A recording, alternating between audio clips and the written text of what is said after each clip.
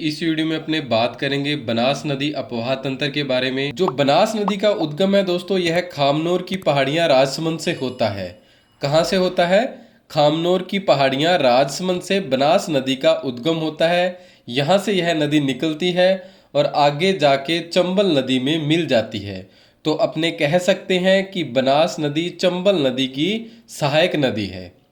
इसके बाद इस पर जो मुख्य नंदसमंद बांध बना हुआ है राजसमंद जिले में ही। कहाँ बना हुआ है? राजसमंद जिले में बनास नदी पर नंदसमंद बांध बना हुआ है। अब वेरी वेरी इंपॉर्टेंट है दोस्तों, इस बांध से संबंधित बहुत बार परीक्षा में प्रश्न पूछे जा चुके हैं। तो आप याद रखना, बै से बनास और बै से बिसलपुर बांध। समझ गए? बै से बनास और बै से बिसलपुर बांध किस नदी पर बना हुआ है? बिसलपुर बांध बनास नदी पर बना हुआ है। और यह जो बिसलपुर बांध है दोस्तों, यह मुख्यतः जयपुर जिले को जल की आपूर्ति करता है। अब बनास नदी पर एक सभ्यता है, गिलुंड सभ्यता। गिलुंड सभ्यता के लिए जो विशेष है, परीक्षा में जो अक्सर पूछा जाता है, यहाँ पर क्या है? मृद भांडों पर हिरण के चित्र मिले हैं। मृद भांड दोस्तों मिट्टी के बर्तनों को कहते हैं, उन पर क्या है? हिरण के चित्र गिलुंड सभ्यता से अपने को प्राप्त हुए हैं। दूसरा जो इसके बारे में मुख्य है, सरसों के अवशेष भी अपने को गिलुंड सभ्यता से प्राप्त होते हैं। अब दोस्तों राजस्थान में पूर्ण बहाव की दृष्टि से अगर बात करें तो सबसे बड़ी लंबी कौन सी है? बनास नदी है। पूर्ण बहाव की दृष्टि से बात कर रहे हैं अपने, आप ध्यान रखिएगा। अगर पूर्ण बहाव का पूछा गया है तो ही आपको आंसर में बनास नदी को टिक करना है, अन्यथा नहीं करना है। अन्यथा आपको किसे करना है? चंबल नदी को टिक करना है, अगर राजस्थान की सबसे लंबी नदी पूछे तो। परंतु अगर पूर्ण बहाव की दृष्टि से पूछे तो आपका सही आंसर कौन सा होना चाहिए? बनास नदी होना चाहिए। अब रही बात दोस्तों इसकी लंबाई की, तो इसकी लंबाई आपको 480 किलोमीटर और 512 किलोमीटर, यह दोनों ही देखने को मिलती है। तो ऐसा प्रश्न अभी तक परीक्षा में नहीं पूछा गया और ना ही पूछा जाएगा कि बनास नदी की लंबाई कितनी है, क्योंकि यह कोई फिक्स नहीं है, किसी किताब में दिया नहीं है, या दिया है तो वो अलग अलग दिया हुआ है। अब बनास नदी के जो उपनाम है दोस्तों, इसे वर्ण आशा या वन की आशा और विशिष्टि के नाम से जाना जाता है। ये तीनों नाम आपको याद रखने हैं। कौन कौन से हुए? वर्ण आशा, वन की आशा या विशिष्टि, यह तीनों नाम आप याद रखिएगा। अब आगे है बनास नदी से संबंधित कि टोंक जिले को यह नदी दो भागों में विभाजित करती है। याद रखिएगा, ऐसा कौन सा जिला है जिसे बनास नदी दो भागों में विभाजित करती है? टोंक जिले को दो भागों में बांटती है। अब दोस्तों बात आती है बनास नदी की सहायक नदियों की। तो सबसे पहले बात करते हैं अपने गोगुंदा की पहाड़ियों से निकलने वाली आयाड़ नदी। आयाड़ नदी दोस्तों यह कहाँ से निकलती है? गोगुंदा की पहाड़ियाँ उदयपुर से निकलती है। और यह अपने उद्गम स्थान से निकलने के बाद उदयपुर में एक उदय सागर झील का निर्माण करती है, या झील बनी हुई है। इसी के किनारे उदयपुर शहर स्थित है। उसके बाद इसका नाम परिवर्तित होकर बेड़िच नदी हो जाता है। तो दोस्तों जो भी चीज़ें आयाड़ नदी क्षेत्र में आएगी, यानी कि उदय सागर झील से पहले आएंगी, तो वह तो आयाड़ नदी के किनारे होंगी। जो चीज़ें उदय सागर झील के बाद आएंगी तो वो किस नदी के किनारे होंगी?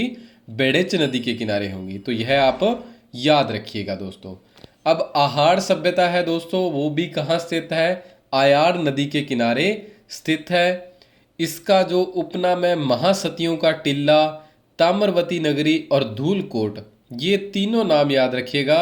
आहाड़ सभ्यता के तीन नाम हैं, महासतियों का टिल्ला, ताम्रवती नगरी और धूलकोट।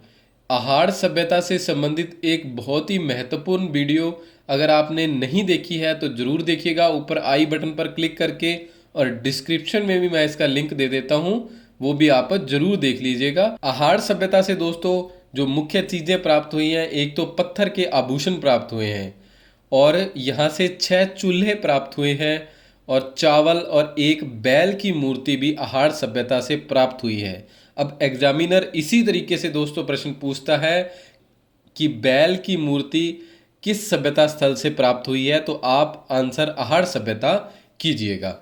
चलिए आगे, आहाड़ सभ्यता में गोरे या कोठे, जिन्हें क्या है? अनाज जिनमें संग्रहित किया जाता था, वो भी प्राप्त हुए हैं। आहार सभ्यता क्या है दोस्तों? ग्रामीण सभ्यता थी।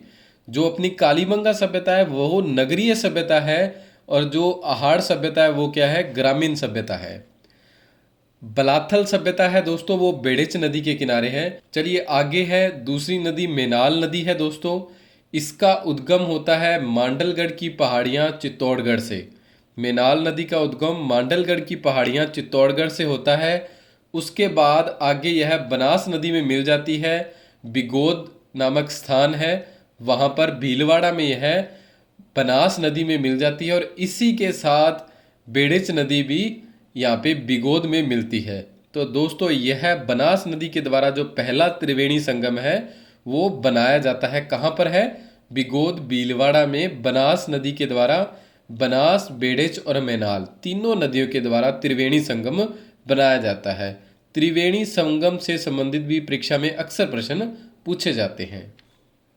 इसी मेनाल नदी पर भीलवाड़ा जिले में क्या है? मेनाल जल प्रपात स्थित है। इससे संबंधित भी प्रश्न परीक्षा में पूछा गया है, तो आप याद रखिएगा। आगे है कोठारी नदी दोस्तों।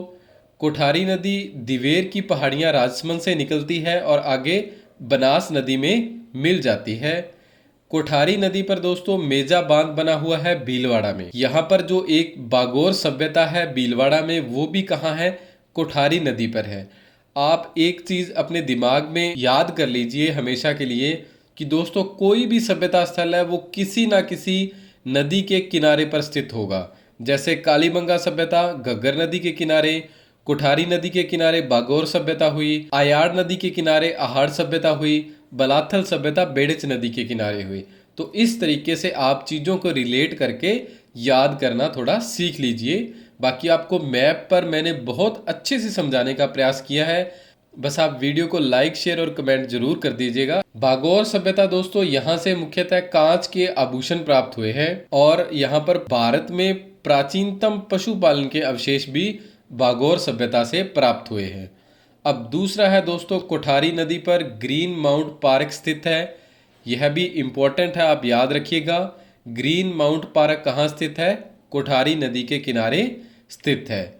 इसमें जो अगली नदी है मिलने वाली वो है खारी नदी दोस्तों। इसका उद्गम बिजराल की पहाड़ियाँ राजसमंद से होता है और आगे जाकर यह बनास नदी में मिल जाती है।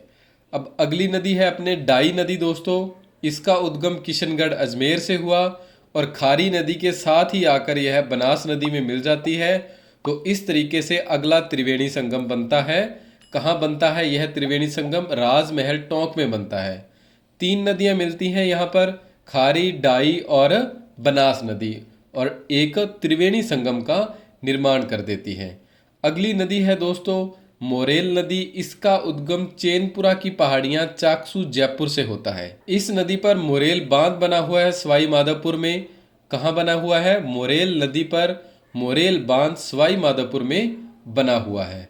अब दोस्तों अगली नदी या अंतिम नदी कहें अपने, इसमें मिलने वाली बनास नदी में या चंबल नदी में, श्योपुरा मध्य प्रदेश से यह नदी निकलती है। सीप नदी है जो क्या है? चंबल नदी में जाकर मिल जाती है। यह उसी स्थान पर मिलती है जहां बनास नदी मिलती है।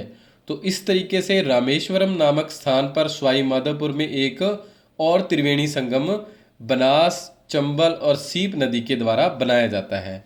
दोस्तों जो बनास नदी है यह सर्वाधिक राजस्थान में जो जितने भी त्रिवेणी संगम है इसी नदी के द्वारा बनाए जाते हैं।